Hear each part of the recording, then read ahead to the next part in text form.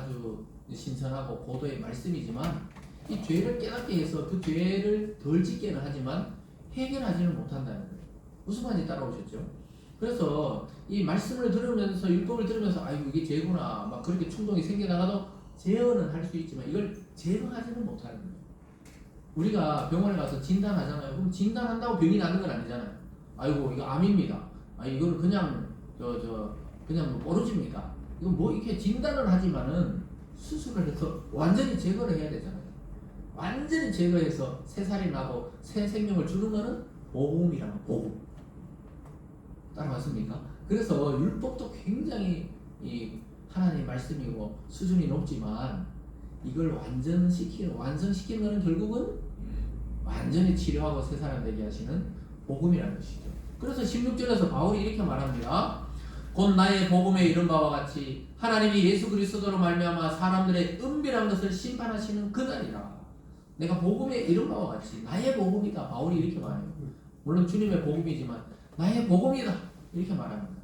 그래서 복음이 뭡니까? 예수님이 내 죄를 지고 십자가에 돌아가시고 3일 만에 부활하셔서 믿는 자들에게 성령을 부어주시고 완전히 새 사람 되게 하셔서 우리의 과거의 모든 죄를 깨끗이 씻어버리고 앞으로 지을 죄까지도 다 아시고 예수님이 십자가에서 달려 돌아가셨다.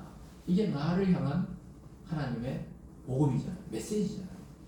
이 복음을 여러분들이 믿어야 돼요. 이 복음을 받아들여야 신앙생활이 자유롭고 행복하고 기쁨이 넘치지 계속 율법으로 그냥 이렇게 하면 안 됩니다. 11조 적게 하셨네요. 예배 빠지셨네요. 기도도 안 하시네요. 이렇게 하면서 막 정죄하기 시작하면 어떻게 해요? 그러니까 제가 생각하기에는 저희들이 어릴 때 신앙은 아주 이 복음적이라기보다 율법적 설교를 많이 들었던 것 같아요. 그 저는 죄책감이 엄청나게 많았습니다. 중학교 때쯤 되면 사춘기 애들은 죄책감이 너무 많은 거예요. 남자애들 같으면 막 음란한 생각이 나잖아요. 사춘기 때. 그럼 막 교회 가면 또 막 그리고 막 죄랑 하니까 막 그런데 어떻게 이게 본성적으로 막 이 욕망이 생기잖아요. 이 사춘기 때 애들하고 그런 이야기밖에 안 하잖아요. 남자들은 계속 있잖아요. 뭐 그러니까 막 죄책감이 교회 안 다녔으면 좋은데 다니니까 막 이게 다 죄라 하니까 늘 죄책감이 있잖아요. 그 죄책감이 굉장히 위험하거든요. 왜냐 사탄은 그 죄책감을 이용해서 네가 그래놓고 천국 가겠냐? 네가 그런 죄를 져놓고도 천국 가느냐? 그런데 예수님의 복음을 듣고 나서는 복음을 들으니까 엄청 자유로운 거예요. 왜냐? 그 과거에 우리 양심으로 지은 죄 있잖아요. 진짜 행위를 하진 않죠. 그러나 그 양심으로 지은 죄까지 주님이 깨끗하게 성경에 나오듯이 네 죄가 주홍빛같이 붉을지라도 흰 장털같이 희게 하신다 그래요. 그게 주님의 피의 능력인 줄 믿으시기 바랍니다. 그래서 여러분들이 사람들이 자꾸 과거를 우리 보고 이야기하면 이렇게 이야기하셔요. 과거를 묻지 마라. 나 옛날에 그 사람이 아니라. 이렇게 딱 이야기하실 수 있어요. 근데 사탄이 계속 우리 마음에 죽을 때까지 정죄감을 주거든요. 그게 사탄의 전략입니다. 우리가 욥기 보면 계속 욥의 친구들이 네가 뭘 잘못했으니까 이게 망했지. 네가 뭘 죄를 졌으니까 그렇지. 근데 요즘에는 그런 친구는 없지만 우리 마음속에 사탄이 계속 네가 이런 걸 했잖아. 네가 이렇게 했잖아. 그런 걸 계속 상기시키는데 하나님은 우리의 그 은밀한 죄까지도 예수 그리스도의 피를 통해 깨끗이 보혈로 씻으신 줄 믿으시기 바랍니다. 그래서 이 복음적인 설교를 자꾸 있잖아요. 들으셔야 돼요. 뭐 저도 하다 보면 이렇게 율법적으로 이렇게 메시지가 나갈 수도 있는지는 모르겠지만 자꾸 복음을 어려워도 복음을 이야기하려고 하는 게 왜 그러냐. 저희들이 이렇게 했잖아요. 계속 저는 아마 20대 한 그 아주 복음적인 설교자를 만나서 다시 교회에서 복음을 듣기 전까지는 굉장히 거의 율법적인 설교를 들었던 것 같아요. 제 생각에는. 그래서 항상 이제 회개하고 항상 이렇게 죄인처럼 사람들 앞에는 말 안 하지만 항상 하나님 앞에는 물론 죄인이죠. 모든 인간은 죄인이지만 그 죄책감 때문에 이러지도 못하고 저러지도 못하고 끙끙 앓고 있잖아요. 밤을 지새울 정도로 이렇게 기도원에 가서 기도를 해도 안 되고 산기도를 가도 안 되고 해결이 안 된단 말이에요. 이 죄책감이라는 게 거머리처럼 따라다닌단 말이에요. 제가 저번에 한 고백했지만 어릴 때 그 쫀득이 하나 훔치면 아주 기억하잖아요. 생생하게. 그런 게 막 죄책감으로 올라온다 이 말이에요. 무슨 말인지 이해가시죠? 그거는 죄를 깨닫게 하는 거 맞아요. 율법을. 그긴데 해결해 주실 수는 없어요. 그건 오직 예수 그리스도의 십자가 복음만이 우리의 그 모든 죄책감을 해결하고 자유인이 되게 하시는 줄 믿습니다. 그래서 참 우리가 그렇잖아요. 사람들은 예수 안 믿어도 그러면 양심껏 살면 되겠네 이렇게 말해요. 내가 그냥 선하게 살고 착하게 하고 깨끗하게 살면 되겠네 이러는데 성경에서는 이미 인간의 양심이 오염되어 있다 이렇게 말합니다. 예레미야서에 보면은 만물보다 부패한 것이 인간의 마음이다 이렇게 말해요. 인간의 마음이 뭐라고요? 사람들은 자기 마음이 엄청 깨끗하다 생각하잖아요. 순결하고 순수하고 자기 마음은 순전하다 생각하는데 성경이 뭐라 그래요? 그 마음이 이미 부패했다. 뭐보다? 만물보다. 해와 달과 별과 이 세상에 이 세상의 만물들은 우리에게 큰 피해를 안 주잖아요. 네? 근데 인간의 마음은 이미 부패해가지고 아까 대표 기도도 하셨지만 인간이 왜 전쟁이 끊이지 않아요? 왜 전쟁이 끊이지 않느냐? 인간의 그 어떤 지도자의 욕망, 욕심 그게 막 부풀어져가지고 거의 막 폭탄처럼 터질 때 밖으로 드러나오는 게 이제 땅을 더 차지해야 되겠다. 자원을 더 차지해야 되겠다. 그 정치인들은 왜 그렇게 싸웁니까? 이 자기 욕망을 실현하는 도구가 정치이기 때문에 그래요. 정말 백성들을 위해서 헌신한다면 이런 모습을 보일 수가 없죠. 근데 막 자기가 어떻게든 막 이 권력에 대한 이 의지, 물론 권력에 대한 의지가 있기 때문에 대통령도 되고 뭐 국회의원도 되지. 보통 사람들은 그런 권력에 대한 강한 의지가 없기 때문에 정치를 안 하는데 거의 정치하는 사람들은 권력에 대한 의지가 있습니다. 그래서 그게 터져나오면 어떻게 해요? 양심이 부패했기 때문에 제어가 안 되는 거예요. 근데 이 그리스도인들, 주님을 아는 분들은 제어가 되는 거예요. 우리도 똑같은 이 죄인으로 태어났지만 하나님 말씀을 듣고 또 양심을 회복하면서 특별히 복음을 통해 확실히 하나님의 은혜를 알기 때문에 터지질 않는 거예요. 폭탄이 안 되고 우리는 오히려 사람을 살리는 인생이 되는 것입니다. 그래서 여러분 어떤 사람이 저 사람은 정말 법 없이 살겠다. 그 사람 속에 들어가 봤습니까? 저 사람 정말 법 없이 살 사람이다. 그 사람 속에 안 들어가 봤죠. 그러한 사람 속에도 죄가 웅크리고 있는 거예요. 죄의 본성. 마지막 그 자기도 모르는 그 무의식 중에 죄의 본성이 도사리고 있는 거예요.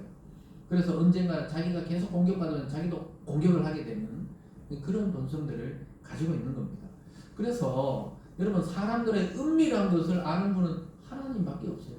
그래서 하나님이 와 저 사람은 어떻게 우리가 나중에 천국 가보면 야 이 사람은 천국 못 올 줄 알았는데 왔네. 또 어떤 사람은 저 사람 천국 올 줄 알았는데 지옥 가 있네. 그런단 말이죠. 깜짝 놀라는 거죠. 여러분 우리의 마음이 이미 부패해져 있다는 걸 알고 여러분 자신도 여러분 마음을 너무 믿으면 안 돼요. 우리가 믿는 것은 오직 그리스도 그 복음을 믿고 그걸 따라 살려고 하는 것이 정말 이 선한 길로 가는 것이 자기 자신도 자기를 너무 믿으면 안 된다니까요. 자기 자신이 자기를 얼마나 또 기만하고 자기 자신이 자기를 얼마나 배반합니까? 그래서 여러분 멀쩡한 사람도 이 회사 생활 해보면요 회식하고 막 술 들어가고 이러면은 술 들어가고 조용히 자고 뭐 집에 가서 조용히 이런 사람이 괜찮은데 술 들어가면 완전히 이상하게 또 괴물 같은 사람들도 있어요. 뭔 말이냐면 이 평소에는 조용하고 이러다 술 마시면 폭발해가지고 막 지나가는 사람 시비 걸고 막 벽을 주먹으로 때리기도 하고 막 저도 그런 거 많이 봤거든요. 왜냐 저는 술을 안 마셔도 계속 같이 있잖아요. 다니다 보면은 참 희한한 사람들 많아요. 말린다고 애먹게 되는 것이죠. 그러니까 뭐냐 그게 이제 본성 속에 있던 어느 날 터져 나오는 경우도 또 있어요. 그래서 사람이 끝이 멀쩡해 보이잖아요. 멀쩡해 보이는데 불금 금요일 저녁에 막 술집이나 막 이런데 막 이런가에 가보면 막 있잖아. 이게 남자고 여자고 있잖아요. 그래서 제가 금요일 저녁에 금요 기도회 마치고 서울에 있을 때는 2호선 타고 기숙사 가는 게 늘 곤욕이었어요. 왜냐면 금요일 저녁에 이제 한 10시 반 11시 되면 전부 술에 막 떡이 돼가지고 그 복잡한 2호선이 복잡하거든요. 서울 시내 이제 소난설인데 술에 취해가 막 어떤 때는 뭐 의자에 널브러져 있기도 하고 막 그러고 술 마신 사람들 트림하고 이러면 술 안 마신 사람들은 경험해서 알죠. 그 딱 타면 이미 그래서 빨리 한 코스 일찍 내려가 걸어가기도 하고 그랬어요. 너무 겨울에는 막 히터까지 틀어놓으면은 이 대구 지하철은 뭐 한산한 편이에요. 정말 이렇게 가만히 서 있어야 되는데 막 이 술 취해 있고 또 조금 뭐 일하다 좀 늦게 일해 또 퇴근하잖아요. 그럼 막 그 의자에 누워 있어요. 누워 있고 막 여기저기 막 오바이트 해놓고 이런 거 보면은 사람들이 겉에 낮에 보면 막 넥타이 매고 멀쩡해 보이는데 밤에 보면은 과간입니다. 과간이요. 특별히 거기 저 디지털 단지에 회사원들이 많잖아요. 그러니까 집집마다 있다가 이제 왔다 갔다 하는 거. 우리는 이제 기도회 끝나고 막 성령 충만해가 불타는 금요일 이러는데 자기는 다른 의미로 불타는 금요일 이러면서 불금을 보내고 있단 말이죠. 그래서 이것이 인간의 본성을 때로는 잘 보여주는 단면입니다. 그래서 사랑하는 여러분, 오늘 말씀을 통해 우리가 율법과 양심을 깊이 좀 생각해 봐야 돼요. 아, 이거 한계가 있다. 이거 참 좋은 거지만 한계가 있어요. 그래서 예수님 안 믿고도 착한 사람이 있어요. 선해 보이는 사람이 있습니다. 한계가 있어요. 거기까지라는 거예요. 진짜 변하려면 복음을 통해 그리스도의 십자가의 보혈이 내 속에 흘러 넘쳐서 완전히 새 사람 될 때 우리는 주님을 닮은 사람으로 변화가 될 수 있는 것입니다. 사랑하는 여러분, 올 한 해도 또 이번 한 주도 또 우리 인생 모두가 율법과 양심의 기능을 잘 회복하고 또 복음 안에서 온전한 그리스도인으로 살아가는 복된 삶 되시길 주님의 이름으로 축복합니다. 기도하겠습니다. 사랑의 하나님 아버지 감사드립니다. 하나님, 유대인들은 율법이 있다고 자부심을 가졌지만 그렇게 살지 못해서 오히려 하나님께 정죄를 받고 심판을 받게 되고, 이방인들에게도 양심을 주셨지만 양심을 따라 살지 아니하고 부패한 본성대로 살면서 온갖 죄를 지으면서 결국은 마지막 때 하나님의 은밀한 그 죄악을 보시는 하나님께 심판을 받는다고 말씀하고 있습니다. 하나님, 우리는 그 모든 세계를 벗어나 이제 예수 그리스도의 복음 안으로 들어온 자들입니다.